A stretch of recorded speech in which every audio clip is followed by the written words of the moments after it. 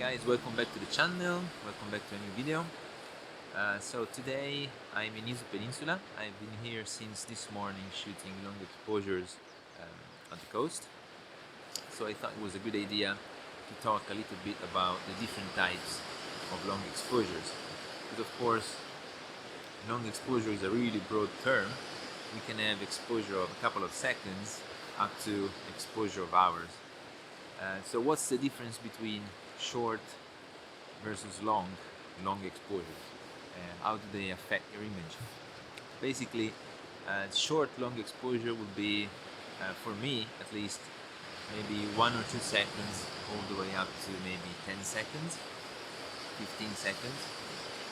And by doing a short long exposure, what you do in a scene, for example, like this one, where you have a dramatic sky and you have movement in the water, your image is going to be minimal, but it's still going to keep and show all the dynamic elements of the water and the sky. So you're going to keep a little bit of the texture in the water. You're going to see the waves moving, and in the same way you're going to see the clouds moving, and that's a really good effect for some scenes. And then you can go the other way around, so you can do a really long exposure that could be 30 seconds, 1 minute, 2 minutes, all the way up to maybe 10 minutes, 20 minutes. It really depends. And by doing that, everything that is moving in your frame, so the water, the sky, everything is going to be completely fading out in your image. You're going to get silky smooth water, silky smooth sky.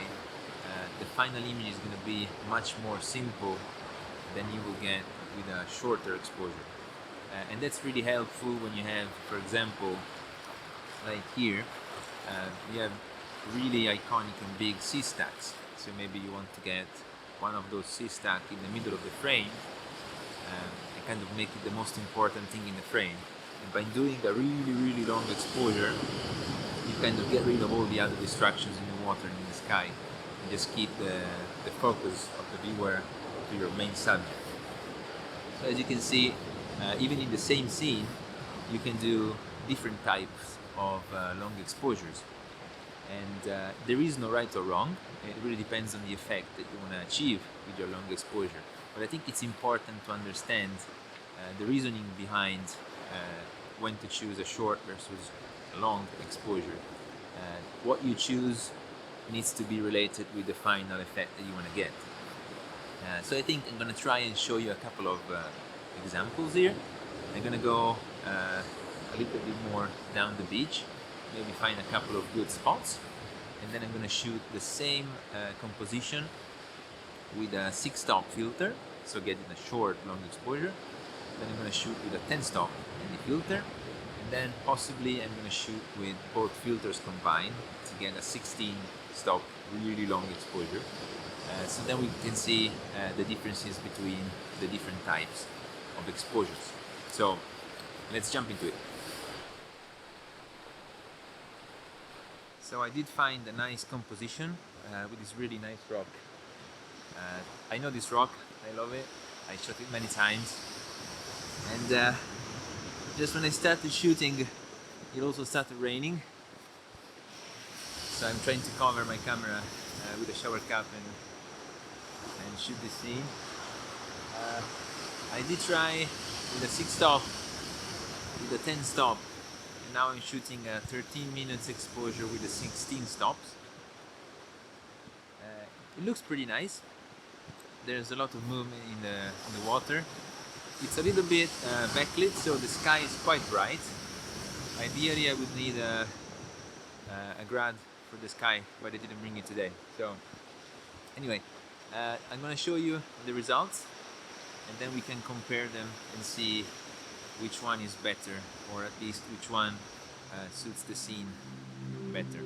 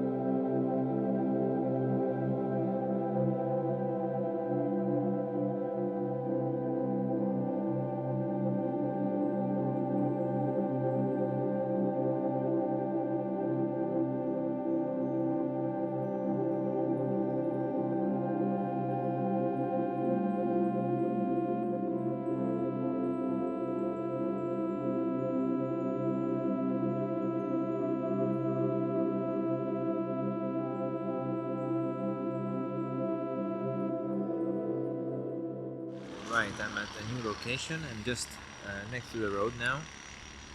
There's this really nice view of Dogashima.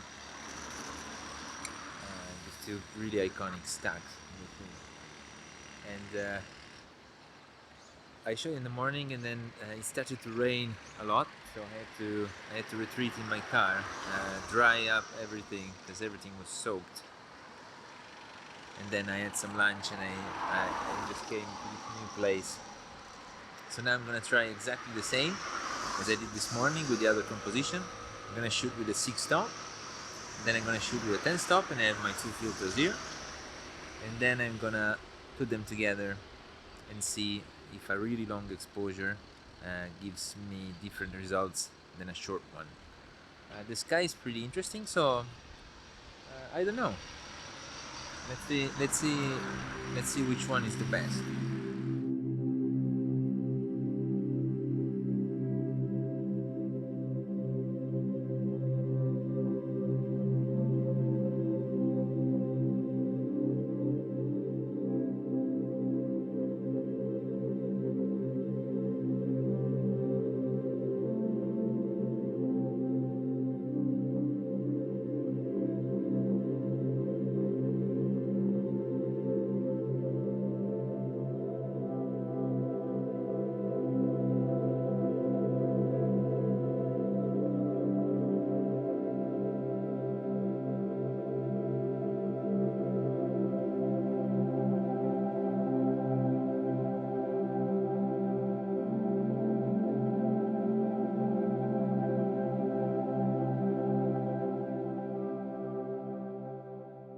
Alright, these were the three images. In this particular case, I think since we're shooting from high up, and we can't really see all the small movements of the wave, we're not really close to the action. Definitely the longest exposure looks the best to me, at least on the back of my camera. Anyway, I think I'm gonna end up this video here. Hopefully my message went through. So every long exposure is different. You can use short shutter speeds, you can use long shutter speeds, you can use very long shutter speeds, and they're all good, and they all have a different meaning in your final image. The important thing is you learn how to use all these different shutter speeds and make it work so you can put your message through your images. Alright, that's gonna be it for today's video. Hopefully you found it useful. If you did, remember to give it a thumbs up, consider subscribing to the channel, and as usual, thank you so much for watching, and I'll see you in the next one.